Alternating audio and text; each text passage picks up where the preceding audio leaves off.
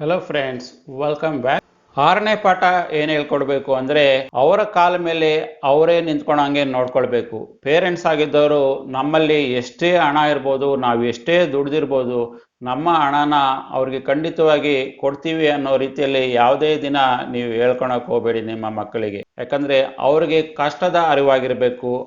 ಅವ್ರ ಜೀವನದಲ್ಲಿ ಆ ಕಷ್ಟ ಗೊತ್ತಿದ್ದಾಗ ಮಾತ್ರ ಮತ್ತೆ ನೀವು ದುಡ್ದಿರೋ ಹಣನ ಉಳಿಸ್ಕೊಳ್ಳೋದಕ್ಕೂ ಸಾಧ್ಯ. ಆದ್ರಿಂದ ಅವ್ರು ಫೇಲ್ ಆಗಕ್ ಬಿಡಿ.